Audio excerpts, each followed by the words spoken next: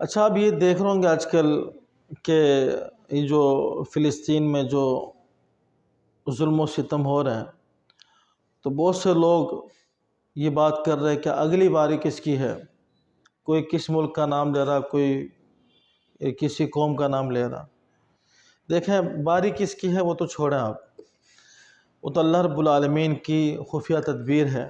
اللہ تعالی ہم سب کو محفوظ رکھے ہر قسم کے اس طرح کی آفات سے، اور جو مسلمان اس وقت ظلم و ستم کا شکار ہیں، اللہ کریم انہیں محفوظ بھی رکھے، اور ہمیں اللہ ان کا درد عطا فرمائے۔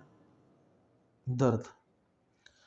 اب ایک بات دیکھیں کہ جب سے سلسلہ وہاں شروع ہوا، یعنی ایوریج ٹائم جو لوگوں نے نکالا ہے وہ ہے کہ ہر 10 منٹ میں ایک بچہ جو ہے وہ شہید ہو رہا۔ اور مسلمان کون ہوتا ہے؟ اب یعنی یہ سوال کرنا کہ جناب وہ ریاست کی جنگ ہے یا فلاں ہے، ایکس بائی زیڈ کوئی بھی معاملہ، لیکن مر کون رہا، شہید کون ہو رہا ہے؟ مسلمان۔ ظلم کس پر ہو رہا ہے؟ مسلمان۔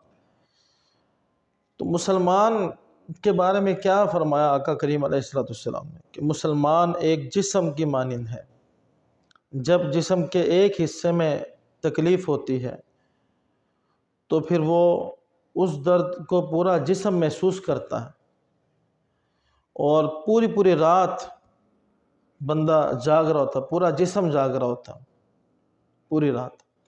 یہ آقا کریم علیہ السلام کی حدیث، بلکہ احادیث پاک کا مفہوم ہے کہ مسلمان دوسرے مسلمان کے لیے اتنا اس کا قریبی رشتہ ہے، قریبی تعلق ہے۔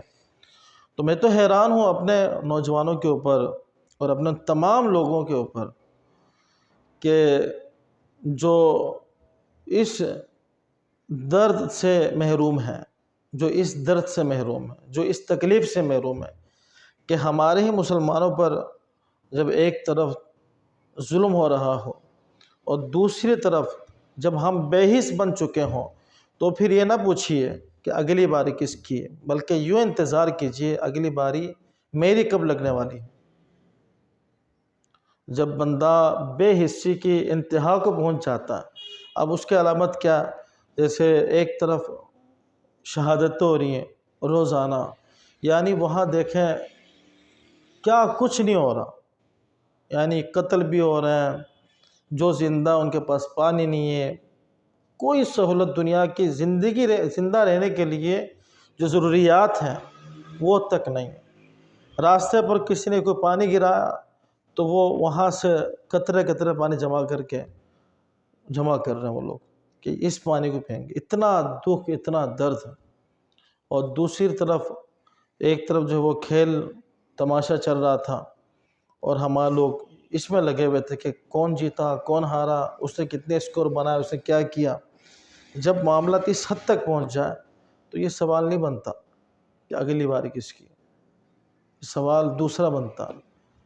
بس اللہ تعالیٰ ہمارے حال پر رحم فرمائے، اللہ ہمارے حال پر رحم فرمائے۔ ہم تو حکمرانوں کو قصوروار ٹھہراتے ہیں نا، وہ تو اپنی جگہ ہے، جو ہے کون کیا کر رہا، کون کیا نہیں کر رہا، وہ اپنی جگہ ہے، لیکن ہر بندہ اپنے گریبان میں جھانکے کہ وہ خود کیا کر رہا۔ ٹھیک ہے، اگر آپ لڑ نہیں سک رہے تو کیا ہونا چاہیے؟ جو آپ کی طاقت ہے، زبان، قلم یا مال دولت، آپ اس کو استعمال میں لائیں۔